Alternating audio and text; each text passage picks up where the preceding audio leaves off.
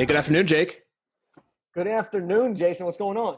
Nothing much, man. It's so good to have you on today and get to know you. We're going to get to know each other, which we're going to talk about here in a minute.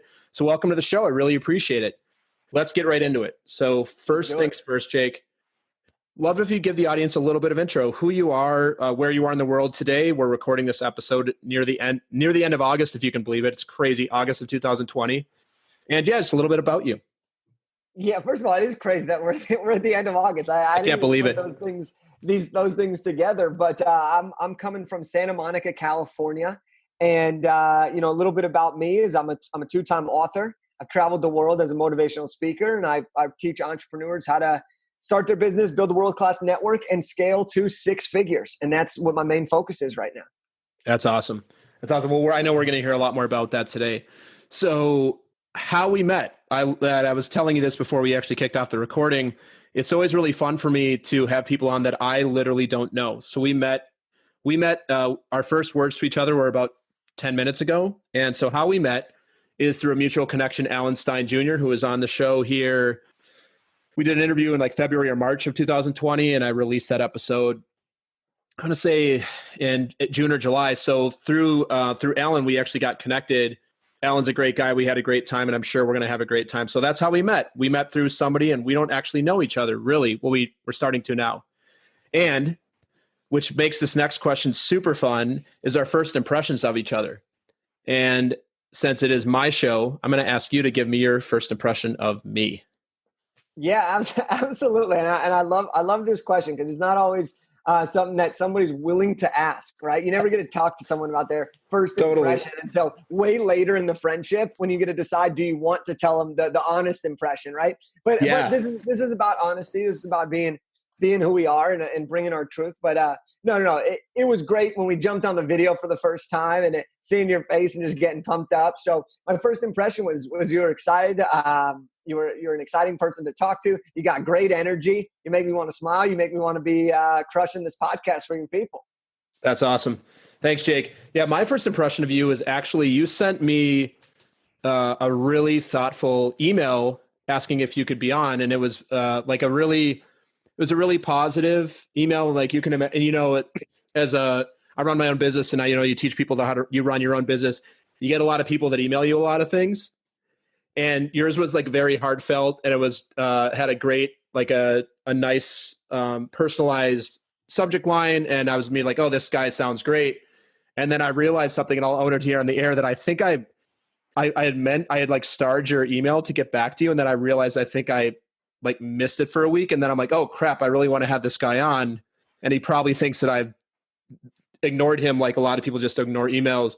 So again, my first impression of you is just really friendly as well, really warm opening, personalized. So again, when I got it, I'm like, oh, this is so great. And then I apologize for actually not getting back to you in what I would say is a very timely manner. But here we are today, so it all worked out.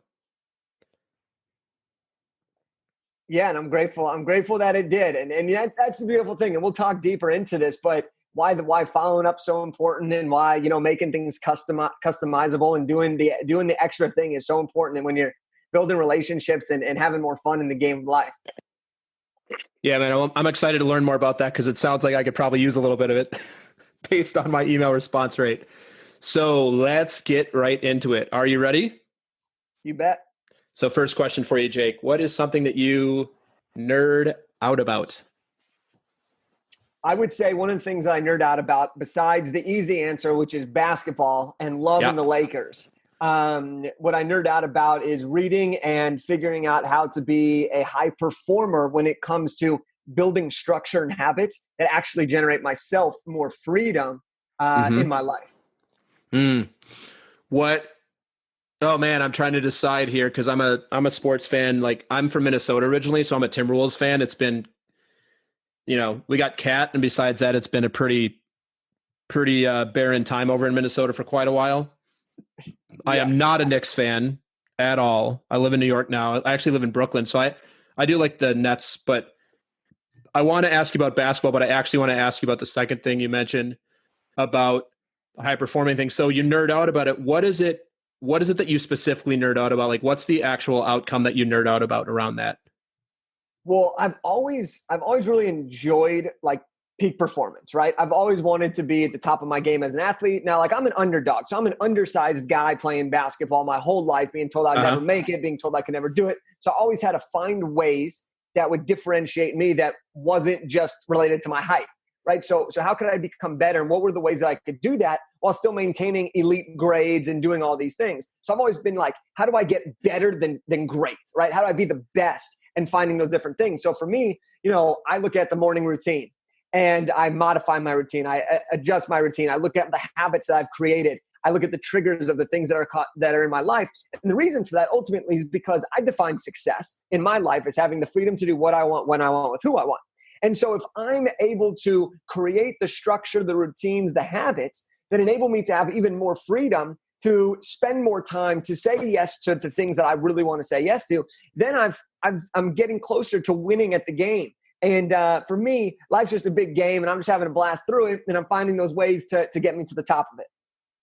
Nice, man. So you said you played basketball. Did you play in college? No. So I chose academics at USC, Southern Cal, over pursuing potentially a Division II or Division III athletic experience. And I think that was the right choice. Yeah.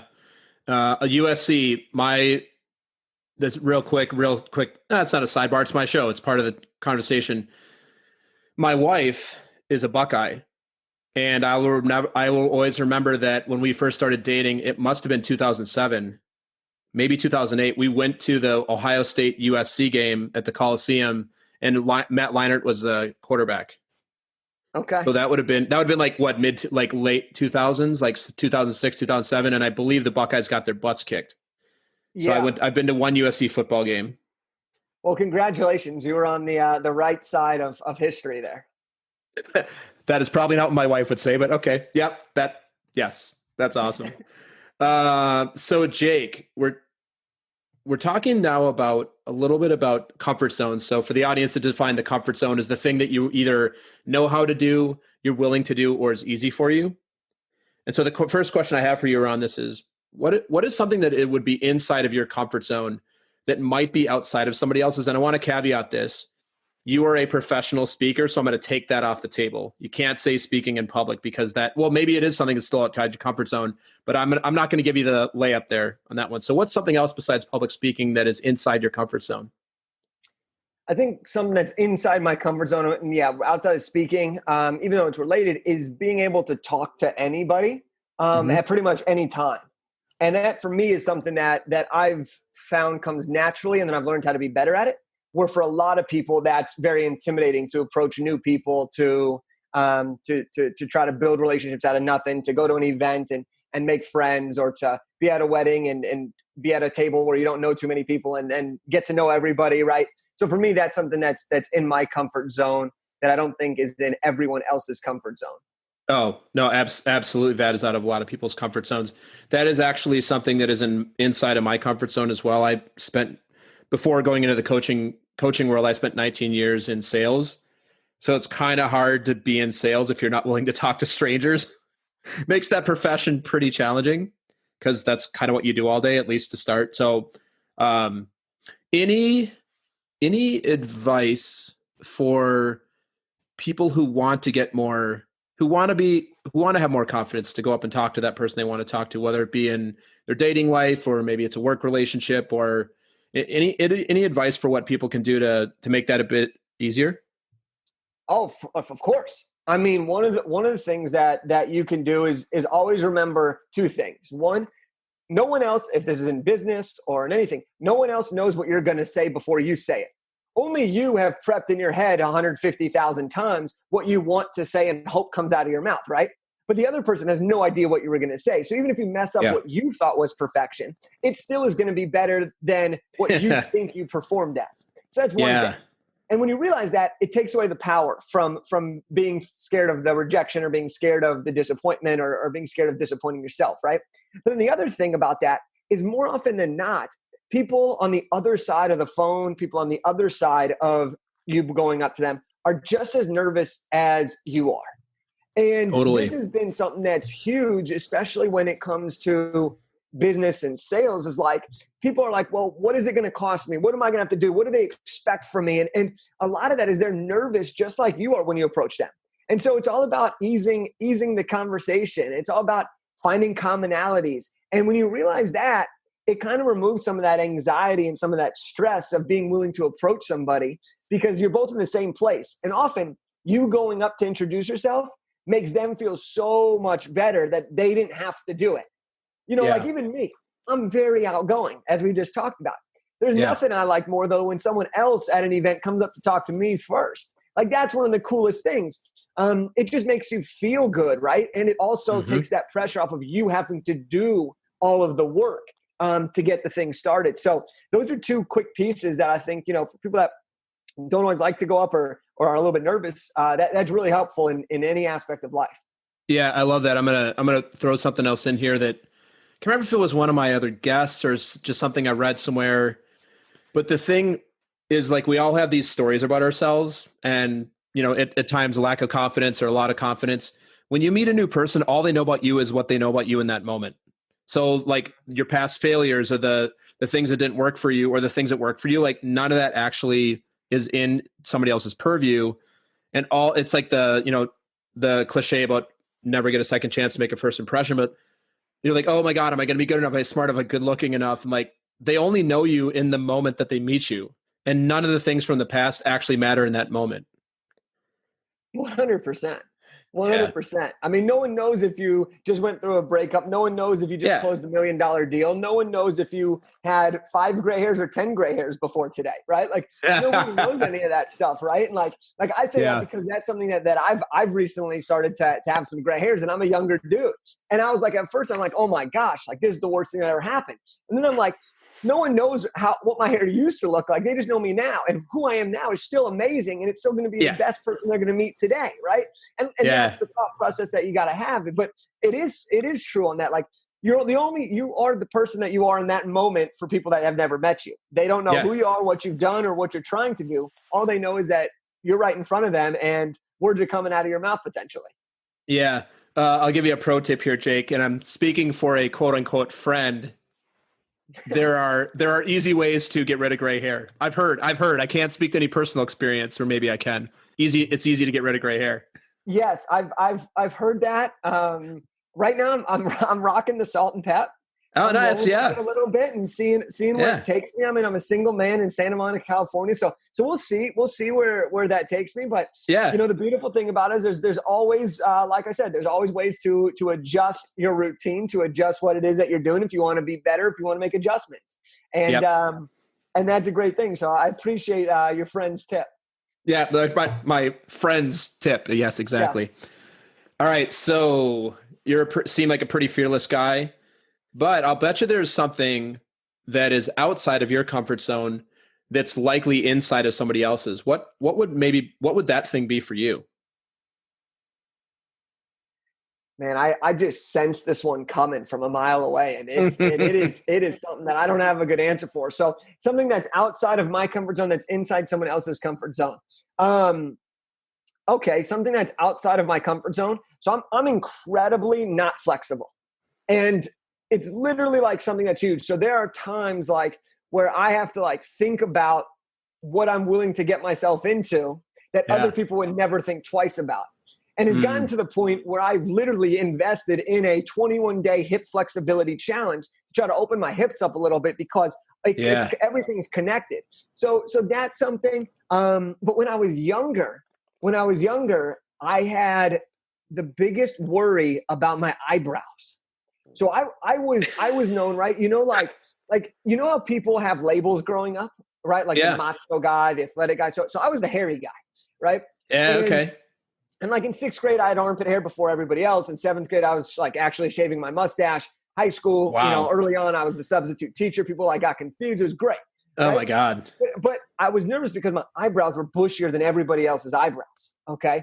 And I had to take care of them. Right. And 10 years ago, that was like crazy that some guys were getting their eyebrows done and I was freaking out because none of my other friends did it. And I'm in high school and I'm worried about my eyebrows. And for most people, that might not even be a thought that comes up is that their eyebrows are something, Yeah. but what I think is really important here, and the whole thing is like, everybody has something that's going on, right? Whether it's a comfort zone thing or whether it's an insecurity or whether it's whatever, right? We all have that thing, right? Like, is my waistband too high or too low? Are my shorts too high, too low? Is my hair too gray, too dark, right? Like, we all have these. We all have these insecurities and these flaws. And I think, like, for me, the biggest lesson that I took away from that is like, now my eyebrows are one of my greatest assets, one of my greatest features. And it took me time to realize that. But once I tapped into that, it's made me even more appreciate who I am as a person. And it's been able to make me own myself, made me be able to fill up my own cup so I could give more to others. Because the most important relationship that we're ever going to have in this life is the one with ourselves. I mean, we talk to ourselves more than anyone else in the world. So we might as well make sure we're telling ourselves the right things to help us get to the place we want to go and do the things that we aim to achieve. Yeah. I'm thinking about this. I was the kid in 7th grade who I'm still pretty hairless. Like, just my whole family, we're from like Scandinavian, upper Midwest Scandinavian. So we don't nothing, but I'm thinking about like the eyebrows and the shaving. You would have been the guy to be like, I don't want to go in the locker room with this dude because he's like shaving and has actual hair and is like, you would be outside my comfort zone if we were in 7th grade together, where I would feel very, very low self-esteem. Yeah. That's funny. There's been a lot of hair jokes throughout the Kelfer family in our lifetime. That's funny. Having the bush of hair. My dad did a comedy skit one time, and he even brought in the man groomer, which is like a shaving device for men who need to like get to in the hard to reach places, right? Because you're not going to ask someone else to shave your back or to shave parts of your body in it. So we've been able to very fortunately be able to laugh at some of these things that have gone on, but I think that's just part of the game. And I've been able to have a lot of fun doing it. And like I said, for me, the eyebrow thing, now it's like the easiest way for someone when I'm talking to them to see that I'm paying attention, because I can raise them up really quick. And they know they capture my attention.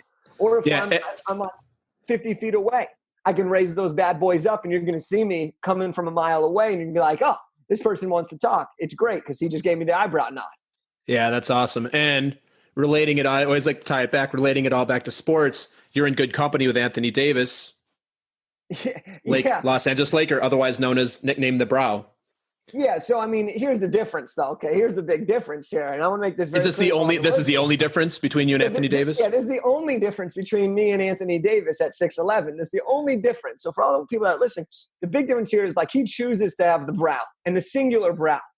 Yeah. I choose to have two massively, incredibly brows. But there is no connection in between. Okay, I want to make that very clear. I go get my eyebrows done on a monthly basis because I need to take care of myself. And for me, I don't want the brow. I want my brows. You know what I'm saying? Yeah. And so that is the only difference, Jason, between me and my boy AD. The only difference. The only difference. Yeah. I like it. That's awesome, Jake. All right. So moving on to the next question I have for you, you're a speaker, and I know we're going to talk a lot more about that on the episode today, but I'm going to start here, and I'm going to give you 5 minutes, not here in the show, but let's say that I had the power to give you 5 minutes and you get to deliver it. Let's say you got to deliver it at the DNC or the RNC, which is timely because the DNC is Democratic National Convention is currently going on, and millions of people get to listen to this speech. What would you use that 5 minutes for? In other words, what would you give your speech on and why? I love that, man. What a wonderful question. I mean, just beautiful. The thing I would give my speech on is I would talk about what success means, how you can achieve personal success regardless of what other people think about. And you can do that by taking intentional action, building a world-class network, and having fun along the journey. That would be what I would tell in 5 minutes. I'd probably throw in a story in there real quick to get some laughs or to get some emotional connection. But it's all about defining success on your own terms and not worrying about what other people define it as, so you can remove your comparison, limit your guilt of not doing things, and live a life of freedom that you enjoy. That would be my 5 minute spiel if I had the attention of everybody, because I think we could all use a little less pressure on ourselves, and I think we could all use a little more clarity in what we're trying to do and why we're trying to do it. Yeah. So good speakers, and I'm sure you have this, you always have a call to action at the end of your speech. That's what helps keep it memorable. What is your call to action to the audience listening today around that speech? I would say that this would be my call to action. Ask yourself this question. What is my definition of success? And it's not the definition that someone else has said it is. It's not the definition that you may be even living. It's the definition of how you define success and how does that fit in all areas of your life, financially, relationally, charitable, fitness, health, emotional. All of these aspects play a big role into the overall definition of success. So I would say, ask yourself that. Then dive down into each one. What does success look like for each area? Then rate them 1 to 10. The ones anything below a 7, you need to make a little bit more effort to put your intentions behind that. That's cool, man. Well, thanks for the time so far, Jake. We are going to take a brief commercial pause, and we'll be right back after that. The Talking to Cool People podcast is brought to you by Jason Frizzell Coaching. Jason works with amazing people who are looking to find and develop their passion and purpose and create their journey to wherever it is they want to go. Check us out at jasonfrizzell.com, Facebook, or on Instagram. Jason loves hearing from anyone who thinks it would be cool to connect, to be coached, or to be a guest on our show. Email him at podcast@jasonfrizzell.com or DM him on Facebook and Instagram. And now, back to some more amazing conversation on Talking to Cool People. All right. And we are back with Jake Kelfer talking about eyebrows, being authentic, basketball, and a lot of other great stuff. So I know we got a lot more to go here, Jake. So what I've got for you next is kind of a question, but more just a statement or something you can play with. Love to hear about your journey to what led you here to August of 2020, what you're up to in the world in terms of what you do for a living and how you help people. Just, anything you'd like to share with the audience at this point. The floor is yours, my friend. Yeah, I'll kind of take you guys back. I'll take you guys back a little bit because for me, I'm very blessed that I have 2 amazing parents. Very blessed that I have a younger brother, 3.5 years younger. We got to do his freshman year of college, my senior year of college together. I mean, I've been very blessed to have this incredible family. And so I feel that whenever I get a chance to talk about some of the things that I've been able to do, I always make sure it's my duty to share how important it is to feel that you're loved. And for me, I grew up knowing what it felt like to be loved and understanding that when you have somebody believe in you, when you have someone that tells you to go for it and shoot for it, and if you mess up, it's okay. Like having parents like that and being able to be supportive, I was always willing to go after my dreams. And so for me, a lot of the reason that I do what I do is because I want to give people that same belief, that same love for them, that they can do what they want to do. They can achieve their definition of success. They can start that business. They can lose that weight. They can do whatever it is that they want to do that maybe they're not believing because they don't have anyone else there supporting them along the way. And that whole mentality, though, has led me to be able to continue to take my internal ambition of wanting to play for the Lakers, of wanting to start my own combine, of wanting to write my first book at 23, of wanting to travel the world as a speaker, has helped me realize that in the pursuit of all these things, that enjoying the journey is one of the most important pieces that can come to fruition and can come to a realization in your life. So for me, it's kind of been an unbelievable journey that's had a lot of great influences, but it's all been boiled down to trying to essentially, for me, elevate people to lift themselves up a little bit higher than they were the day before, or a little bit higher than they were before interaction. And now, I'm able to travel the world speaking and inspiring people. I'm able to coach entrepreneurs to growing their business. I'm able to help NBA prospects sign their first contract. I mean, the world has provided incredible opportunities, and now it's my job to bring people up with me on this journey. That's cool. Have you been, so I know a lot of speakers. I have quite a few speakers on the show here. I'm curious, we're in the middle of a 100-year pandemic. What's been the thing that you've taken on, or how have you adapted to, like stages are closed, right? So what have you done to adapt your business model there around the speaking that's been effective for you? And I'm asking for you, but also asking, you're a wise person who does a lot of this. Any advice you'd have for the audience who's also dealing with perhaps changes to their business model are such due to COVID-19? 100%, man. And I'll preface it by saying this. We are in the business of people. Doesn't matter what you do. We are in the business of people. People will always be the reason for a decision to be made, right? A decision to be a customer, a decision to go on a date, a decision to bring you in, whatever it may be. Now, of course, we can't go on to regular stages at the time of this, but we can have virtual stages, and there's a lot of other opportunities. But the one thing that I would say to other people, as well as something that I've made even more of an effort to do, is to continue to build the relationships with the right people. And if you want to get on more stages, or if you want to be speaking more, right now is when you need to be developing more and more relationships. And the way that you're going to build relationships is changing from where it was even 6 months ago to where it is now. And so being able to know how to digitally dive into relationships, and we can talk about that, Jason, in a second, but being able to really understand that, hey, this is the new way of networking, the new way of communication, the new way of connecting. And these relationships that you build now are going to pay incredible dividends even further, because a lot of speakers right now are going into a different industry. And unfortunately, this situation has caused a lot of people who spoke either part-time or even full-time, or if it was their only gig that they were doing, has forced them to figure out a whole new game plan, or has forced them to pivot because they need to get more consistent income coming in because every event was shut down, which means there is more opportunity to build relationships with people so that when things do come back, you are top of mind. One of the ways people make decisions is they go to who's most frequently in their mind and who is someone that they've recently heard from, okay? And digitally, it's going to become more important than ever before, because it's not like you're going to be seeing people at events or hearing people on big stages, right? You're going to be connecting with them in a one-on-one basis. And so for me, what I've been doing a lot outside of like really diving deeper into the relationships is I was doing, when this whole thing first started, I reach out to some of the people that I speak a lot with high schools and students and leadership groups.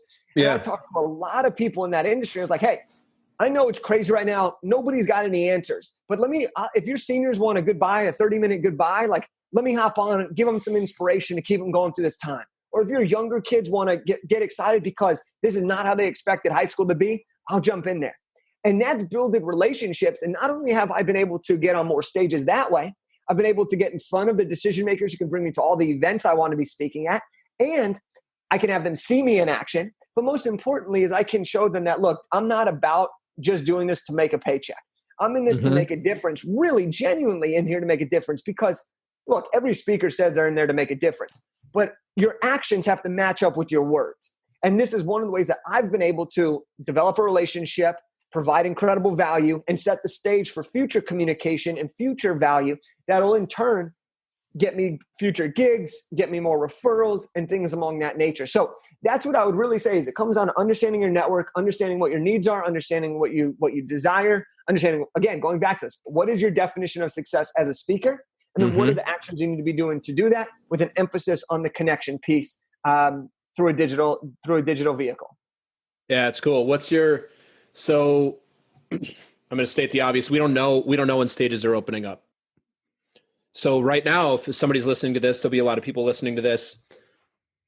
My guess is they're going to want to talk to you and perhaps have you come speak. What's like an ideal audience for you? Like, who do you like? What's the audience that you really like to get in front of and deliver your messaging to? Yeah, I mean, I always love working with education and students and educators. I mean, my mom was an educator, graduate school professor at the USC School of Social Work. So I know I just have so much respect for the education, for people in education. I know how hard they work and everything. So I always love working in that space. I think it's one of the most thankless jobs that exist. So I always love doing that. But I also do a lot of work with businesses and leadership teams and high performing and entrepreneurs. So a lot of the places that I'll do is I'll jump into people's masterminds groups. I'll do a lot of virtual stages, different summit interviews, different things like that.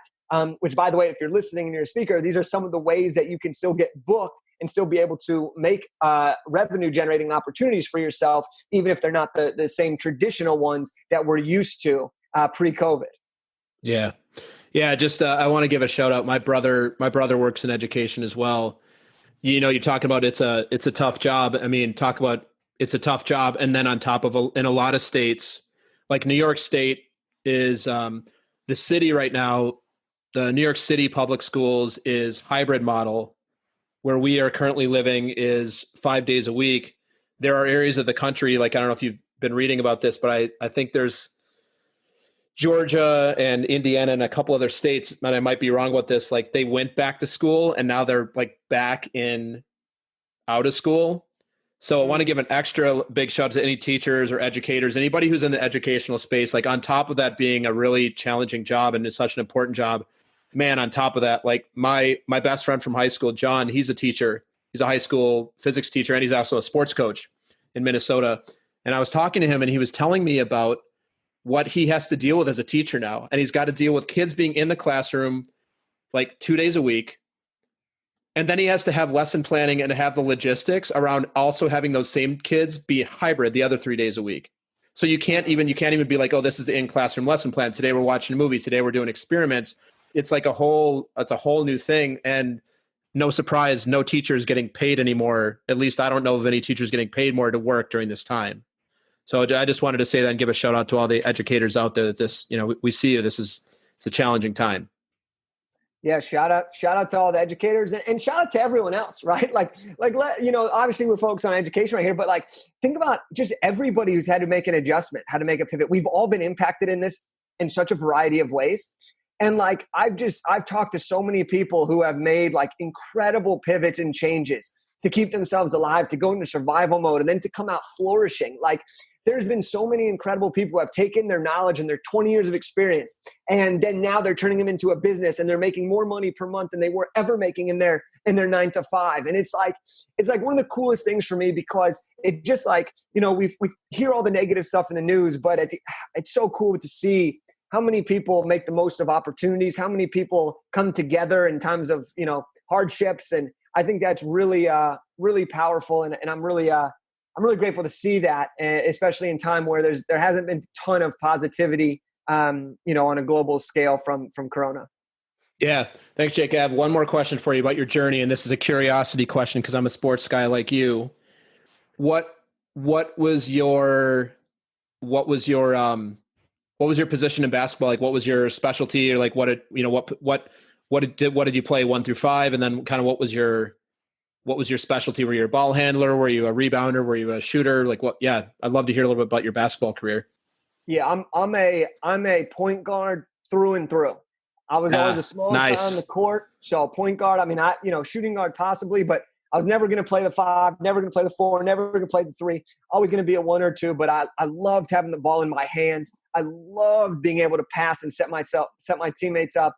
I would take an assist over like a dunk for me any day of the week. Part of that's because I've never dunked on a 10-foot rim. The other part of it is the feeling of that crisp pass, right? No differences between me and AD except our eyebrows. But I love the feeling of a great pass. And I also love being the court general and leading our teams to victory, and being the guy with the ball with pressure situations. And I just love that type of atmosphere. So, if there's a player I modeled my game after, it was Steve Nash growing up. Yeah. I love Steve Nash. Yeah. He was such a game changer. And also the fact that he was Canadian and ended up being like, it's, 2-time repeating MVP. I love Steve Nash. And he seemed like such a genuine dude. I actually saw him playing soccer on a tennis court in New York City one time. I was like, oh, that guy's kind of tall. And like, because, I think he's like a part owner of a soccer team now or something, like an MLS team or maybe a Premier League team. But I remember I'm like, wait, that's Steve Nash, because he still had the same hair. I guess he's a big soccer player as well. Yes. And I noticed, I'll leave you with this one. I also noticed if you check out Jake's website, which I'll put in the show notes, the first thing you see is Jake is the Steph Curry of speaking, unstoppable. That is a very nice compliment. To be the Steph Curry of anything is a very good thing. Yeah, I'll definitely say when Coach Barsh, who's a good friend and the assistant coach at Boise State, when he sent me that, I was blown away. I mean, it was the highest regard, and something that was like very humbling to receive. But also as a basketball fan, combining sports and business is like something that I'd love to do. And so for someone else to make that comparison and do that was really awesome. Yeah, that's cool. Well, thanks so much, Jake, for sharing all that. All right, Jake. So this is the part of the show where I take you off the hot seat and we swap. So this is the part of the show where my guests get to ask me anything. So Jake, what do you want to ask me about? So tell me, what is your definition of success? Oh man, this is a this is a great question because I specifically am a success and leadership coach. So this is actually a question that I ask all my clients at some point pretty early on in working together. So this is a really interesting question for me, and I relate it to what I used to think it was to where I am today. So I, just by way of background for the audience who doesn't know me, who hasn't listened to an episode or heard me talk about this, I was always somehow related to sales, even in high school and then in college. And then I got out of college and got a sales job right away. And I always did pretty well for myself. And I like some things about sales a lot. And I always viewed my success through the lens of what my quota was and achieving my quota and making the money that comes along with that and having kind of like the sales context or the sales mentality, which had me a couple of years ago, like take a step back and say, like, is this really the success that I want? Is this really success? Because, and love sales. I think, like we're always buying something from somebody. Most of us are selling something to somebody, whether you're selling, like selling a speech that you're putting on a stage, whether you're selling a coaching service, most all of us are selling something. So I admire salespeople. Like I have no issue with sales, but a couple of years ago, I actually sat back and I was doing okay. Like my career was going pretty well. And I said, like, there's something missing. And I'm like, marriage is good. At the time we had a 2-year-old. Like life is good. We live where we want to live. We like our apartment. Family's good. Like nothing was actually quote unquote wrong. Mm-hmm. And at the same time, there's this, I don't know if you've ever felt this, or I'm sure you've worked with a lot of entrepreneurs like this. There was just something that was like missing and I didn't actually know what it was. And what I came to realize through actually, like, long story, I won't go into it today, but I actually hired a coach and I didn't really know what that meant. And through working with her, what I came to realize is like, I didn't feel successful. So I love this question. And no, like for the audience listening, this is not a setup. This is not something that Jake and I talked about. I would own it if we did. So to answer your question, for me, what I view as success for me, and I agree with you, what you said earlier in the episode, is it's so individualistic. At this point in my life now, I'm 42. We have a 4-year-old daughter. We actually have a son on the way in October. So we're having a coronial. Yeah, which is very exciting. And also like, wow, kid during a pandemic, that's fun. And so for me, the success is really about when you get to a point where you kind of have the things you want in your life financially, and not saying that we're millionaires or anything, but like we live comfortably. What success is to me is that my wife is happy. Right now, my daughter is happy, that we're all healthy, and that we're all of us, my wife included, and myself, that we're doing things that we get up in the morning that are excited about. Mm-hmm. And that's been a game changer for me because I don't know if you ever worked in sales or not, but it can be really fun when you win. And it's not that fun when you lose. Most of the time, most of the salespeople I know, this is the context you live in. And so for me, it's like, you get to the point where you're like, you're a go-getter. I'll bet you could, my guess is you could probably make more money doing something else based on your attitude, what you know how to do, and your expertise. But that wouldn't actually feel like success for you either, is my guess. And I don't know you well enough to know but that's just my hypothesis about you. And what I take from that, again, like my interpretation is that money is not the only thing that you would say is success for you specifically, Jake. So I'm the same way. Mm-hmm. And so for me, like success for me is like freedom to do what I want to a point. Obviously, you don't get to do whatever you want. To have joy in what you do for your career. And it's not going to be joyful all the time. Entrepreneurship is a huge roller coaster, as you know, but to like find joy and meaning in what you do, and to wake up not every morning, but to wake up most mornings and say, hey, like I'm excited about what's on my calendar for today. I'm excited about what I'm doing. And and this happens for me quite a bit now. I'm like, I can't believe that this is actually a career that I get to do and I actually get to make a good living and have a lot of joy doing it. So for me, it's like the success is relationships, holistically, health.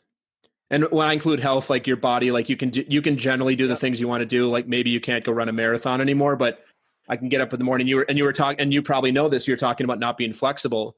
That's a game changer, man. Like I used to be really inflexible as well, and I've worked with my trainer for a long time on it. It's really nice to be able to get up and be able to kind of do the things you want to do with your body without pain. And then the last thing is like specifically around work, the ability to get up and say like, I'm excited about this. This is something I'm doing and it's making the impact I want to make on the world. So to me, that's success. And it's okay if for somebody like, I want to make $5 million a year. Or for me, success is I only call myself successful when I do keynote speeches at arenas in front of 20,000 people, or I'm only successful when I'm running a company with thousands of people. I don't have any judgment around any of that. I don't have any judgment around any of that. I think it's really specific to each of us. So that's how I define success. Yeah, I like that. I like that answer, and it's great diving into that a little bit because I think here's the thing that I think a lot of people that we do is we compare ourselves to the wrong people, right? We look at somebody's journey, we're like, oh, that's what success is, but they're in chapter 12 of their biography, and you're in chapter 4 of your biography, right?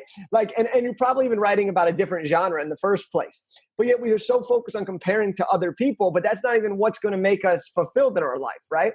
So for the person that wants $5 million, that's incredible. Go after $5 million. But for the person that wants $3,000 a month so they can go on an extra vacation a year, well, that's also success, right?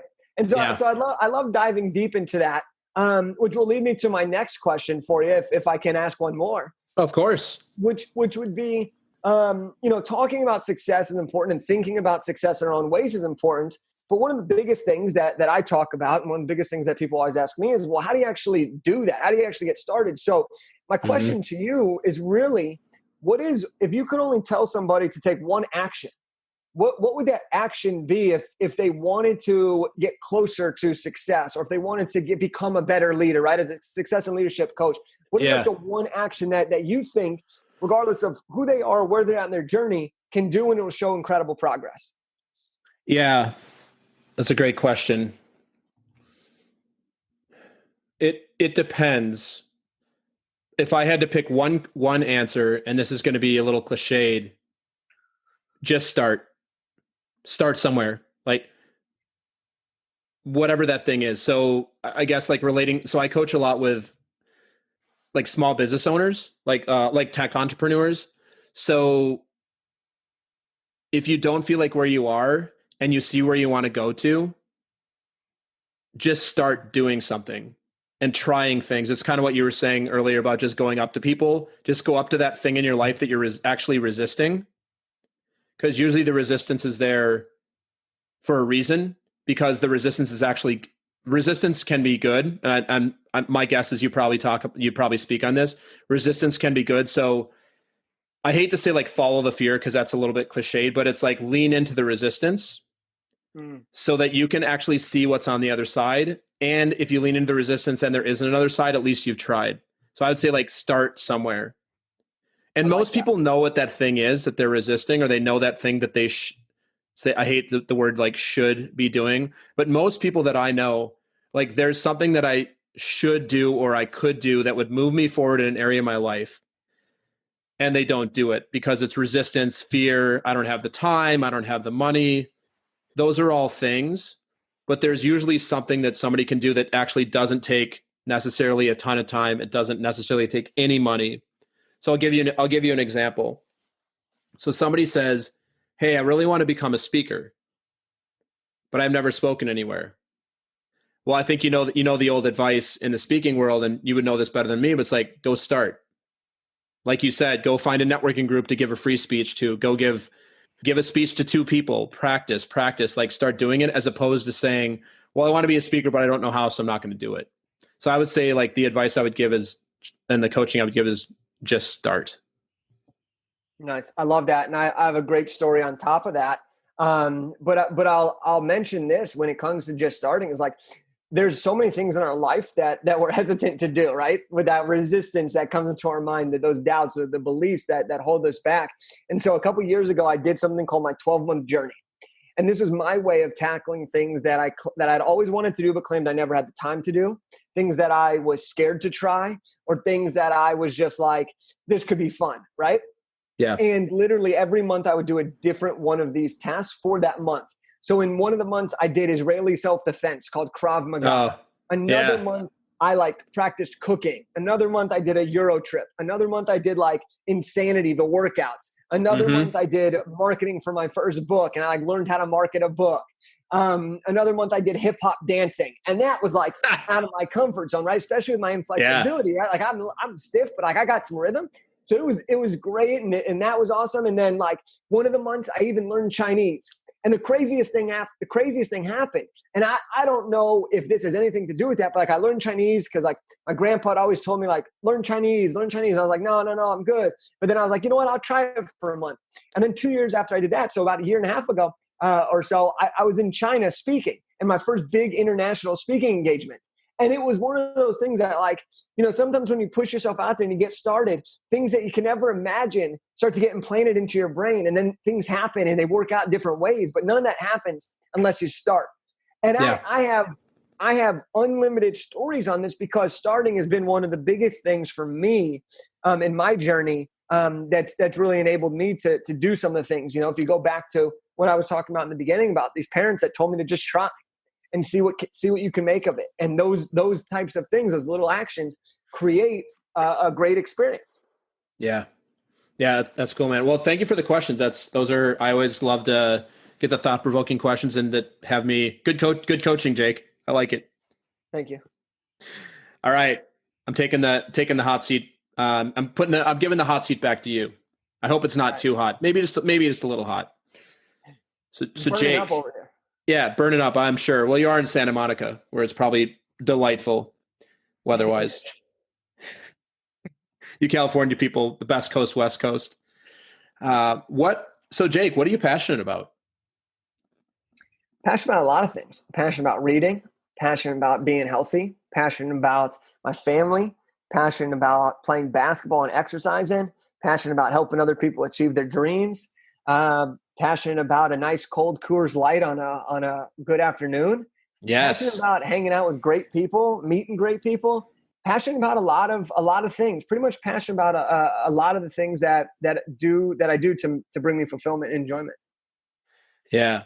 What's the thing you're most passionate about right now? Right now, meaning August 20th, 2020. What's the thing? What's your passion project now? Or what's the thing that you're keyed in on at the moment? Yeah, the thing that I'm keyed in most on in the moment, outside of obviously my family, because everything I do revolves back around the family aspect, but it's really building up our coaching program called the Elite Elevation Business by Connection. For me, that's becoming something that I've been able to combine everything that I've learned in growing a speaking business, writing 2 books, starting the Combine, helping some of the NBA players sign their first contract, and now putting that into a program, step-by-step framework, helping entrepreneurs take their business to 6 figures and beyond. And that's something I'm so passionate, because the results I get to see are transformations in people's lives. I'm passionate because I get to meet new great people. I'm passionate because I get to share great stories. I get to talk basketball with people. I get to grow in my skill set. So it encompasses a lot of different things. And so that's the thing that I'm most hyped on and most focused as we head into the next part of the year. Cool, man. That's awesome. What's the thing that you're most proud of? The thing that I'm most proud of is that I've been able to do things even when people don't think they're possible, or even when people tell me that I probably shouldn't do it or don't have the credentials to do it. And specifically that comes in when we started the Professional Basketball Combine.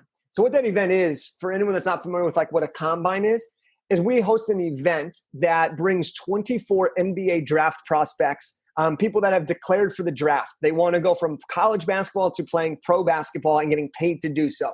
We bring them to an event. We have them compete in front of the NBA teams. We have them do different type of skill drills, workouts, scrimmages, and also do physical type of training. So vertical jump, lateral agility, all those things. And when we first started that, I was 24 years old, and I didn't have a huge network. I didn't have all the NBA executives or scouts in my phone book that I could speed dial, and they would do me the favor, which would give the event the credibility. I didn't know 100 agents that would just send me their players, no questions asked. I didn't know all the national media to hype up the event.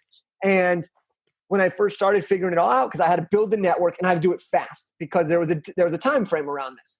Yeah. And I'm so proud of that because everyone told me it was not possible. And even when I was calling agents, we talk about sales. Like, I think everyone's doing sales in their life in some capacity. Oh, yeah. And I'm picking up the phone and I'm dialing every single agent's number that I can get a hold of. And these agents, some of them are like, this is a dumb idea. It's never going to work. Like, why are you doing this? Other people were like, I've been in the business for 20 years. If it could have been done, it would have been done. And like, people are just, these guys are ruthless, right? Like, we've all seen Jerry Maguire, heard the stories of like agents being ruthless, cutthroat people. And I was like, damn, like they didn't even acknowledge the young hustle in me, right? Like, and it's not that I was seeking that, but it was just like, that kind of hurt a little bit. But I kept going. We ended up having the event, and I'll never forget, after it became a massive success. And after, one of the agents who was like, I would never send my players to you, literally a week after the event was like, job well done. You'll be hearing from me next year. And I was like, nice. Well, first of all, now if your player wants to come and I got an agent who did take a chance on me, guess who's getting in, right? But I didn't tell him that, right? But it was all about that. Is like, that's what I'm most proud of is that things may not always work out the way I envision them to, but because I'm willing to go for it, I'm most proud of being willing to do that, even in the face of being embarrassed or rejected or failing. And I've made tons of mistakes in this process, but that was one that worked out, and it's taken my career to new heights. That's awesome, Jake. All right. You ready for a little bit of a vulnerability question? Hit me. Well, and by the way, no matter the answer, I probably would have asked you anyway. So maybe I should stop asking and just ask the actual question to my guest. So the question is, what is something that you're afraid might actually be true about you? What is something that I'm afraid that might actually be true about me? Well, the good thing about coronavirus, I'll say, is that I've done a lot of introspection and self-reflection. Mm-hmm. And I've realized there are certain things that I can be better at and things that I can make adjustments at. But something that I realize, and I don't even know how true it is, but it could be true from the literature I've been reading. But in some situations, and I'm a single guy, I'm 27 years old. And for me, my biggest dream is to have kids and be the parent that my parents were to me, and provide for my kids. And so I think, as a single guy, 27 years old, Santa Monica, I think that the part here that's relevant is that I was afraid going into coronavirus that I was doing everything right and nothing was working. But now looking through it, I've realized that there are things that I needed to figure out on my own before I could be even the right partner for the right girl. And so it's not even that I was afraid of it. I was afraid of it, and it was true. And now I've had time to kind of work through that, talk to people. Again, I'm blessed that my mom, she's a social worker, right? She's a licensed practitioner. And so I've been able to have her guidance, but also I've just been able to like kind of think about it and really focus on, thinking about my mindset around women and how that translates to the rest of my life, and everything along those lines. So I hope people take that and, roll with it. But for me, that's something that I was afraid of that I think is true. And I've been working really hard on it to get better at it. And things are already looking up. I've had a couple great Zoom dates recently. Nice. And and Mrs. Kelfer, she's out there. So if there's any single ladies in the crowd or anyone that knows some mid-20 beautiful, nice, warm-hearted women, I'm all ears. It'd be a great way to get through the cracks and get in touch with me for sure. That's awesome. That's awesome. And are you open to geography in the time of COVID? Here's the thing that I was afraid that was true as well, is I was definitely closed off. I'm more open now in relation to a lot of things that maybe I wasn't previously. So yeah, I'm open. Gotcha. Sounds good. Well, if nothing else from this podcast besides entertaining the people who are going to listen, You have to promise me, Jake, if you actually get a date from this, you have to let me know, because that would be just freaking cool.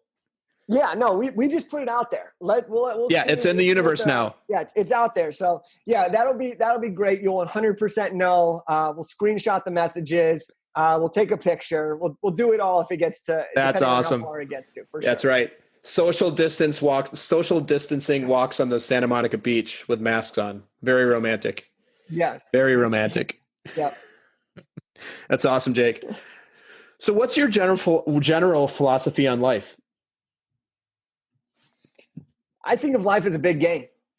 I think that, we gotta do whatever we can to win the game. Now, before we can win a game, we have to play the game. And so if you want to be able to even play the game, you got to go after whatever it is that you want and stop waiting for the right time, because that's never going to happen. There's never going to be a right time. There's never going to be a perfect time. That perfect time was today. That perfect time is right now. That perfect time is you listening to this recording and being like, okay, I'm ready to rock and roll. But it's getting in the game. And when you play in the game, you play to win the game. And winning the game looks like this in life. Some days you have great days. Those are your W's. Some days you don't have great days, or some days, something bad happens and you spend 2 hours dealing with it, and you gotta adjust and make a move.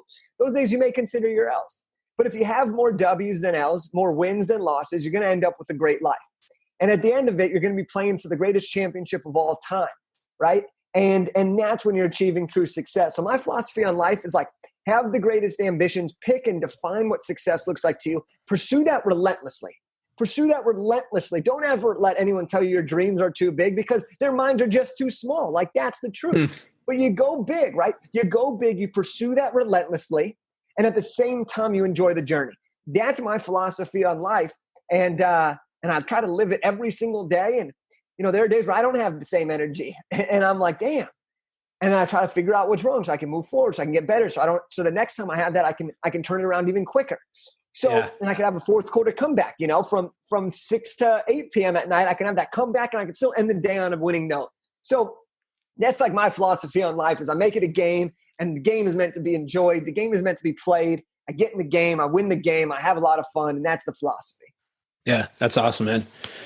So starting to wrap up here today, is there anything else that you want to share with the audience? Either, something that's popped up from a question I've asked you or we've talked about, or anything else that you want to leave the audience with? We've covered a lot of great things, a lot of great things. But I think, one more thing that I'll mention is that there are no shortcuts in this game. There are no shortcuts and no secret pills, no secret sauce to get you from where you're at to where you want to go. As my dad says, the only shortcut in life is to start now, which encompasses everything we've been talking about today. And I think it's just so important that we define what a great life looks like to us, and then quit comparing ourselves to others. Quit feeling guilty if you're not up at 5:30 a.m. just because I'm up at 5:30 a.m. or because someone else in your line of work is up at 5:30. Quit comparing yourself to the metrics that don't matter. Quit viewing yourself based off what other people are doing or showcasing. And when you can do that, you'll be able to have a breath of fresh air in your life. You'll be able to relax a little bit more. You'll be able to have more freedom. And that's when you can really start to enjoy the game. So that's what I would say as like one more thing that I really wanted to emphasize, which is kind of a summation of everything that you've asked me and part of what I've asked you. And I'd love to leave everyone who's listening with that. That's cool, Jake. So how can the audience find you? And what I mean is they could not go knocking on doors in Santa Monica. I'm not sure that that's probably the best thing to do right now. But where can they find you online? Like, I know you have a website. Like, where else can people connect with you? So I'm on every social platform, but my favorite right now is Instagram, which is at Jake Kelfer, which is my first and last name. And then my website, jakekelfer.com. You can check me out there. And what we'll do for everybody, is my book is called Elevate Your Network. And you can get, anyone who's listening to this can get a free copy of the book, a paperback copy shipped to your door. You just got to cover the small little shipping fee. And you can do that and grab that copy in the bio in my Instagram or on my website. It'll be all over. Just get it. And we'll get it to your doorstep. And that has the 25 keys to building extraordinary relationships in life and business. So that'll help you if you're a speaker trying to make, the next wave, right? There's tips on digital networking. There's tips on general networking, in-person networking, but it'll help you learn the foundations and the techniques that you need to take your business and your life to that elevated and next level. That's awesome. I didn't tell you this at the beginning, but for those people, so I'm a Kindle guy, right? I read all electronic. I personally don't like paper books. I like electronic books, so I can read on my phone or my iPad or my Kindle. It's actually available on Kindle Unlimited. So if you're a Kindle Unlimited subscriber, like I think that comes with Amazon Prime, you can go in there. And so I actually picked up your book. So I cannot wait to read it. It's going to be awesome. Awesome. All right, Jake. Last thing for us. You've given a lot of gold today. And a tradition I have here on the show is to have each of my guests leave us with some words of wisdom. And those words of wisdom should, ironically, fit in an Instagram post. And I'm not talking about the text. I'm talking about the graphic itself. So what are the words of wisdom you want to leave the audience with that they can, put up on a Post-it note, put on their computer desktop, and just remember you by? So I already said the only shortcut in life is to start now. That's one of my favorites from my dad. But I would say live in the moment and enjoy the journey. Live in the moment and enjoy the journey. Thank you so much for reaching out, Jake. I am really glad that you decided to take that on, and it was an absolute pleasure to have you on today. And I wish you the very best in everything you're up to, and I can't wait to see what you create and always be a part of each other's networks now. It's really exciting to have you here. So thanks again for being on today. Yeah, thanks, Jason. Had a blast, and I hope everyone listening enjoyed our convo. It was a great time. Thanks, Jake. Thanks for listening to another episode of Talking to Cool People with Jason Frizzell. If you enjoyed today's episode, please tell your friends. Follow us on Instagram and Facebook, and give us a shout out, or take a moment to leave a review on iTunes. If something from today's episode piqued your interest and you'd like to connect, email us at podcast@jasonfrizzell.com. We love hearing from our listeners because Thanks for listening to another episode of Talking to Cool People with Jason Frizzell. If you enjoyed today's episode, please tell your friends. Follow us on Instagram and Facebook, and give us a shout out, or take a moment to leave a review on iTunes. If something from today's episode piqued your interest and you'd like to connect, email us at podcast@jasonfrizzell.com. We love hearing from our listeners because you're cool people too.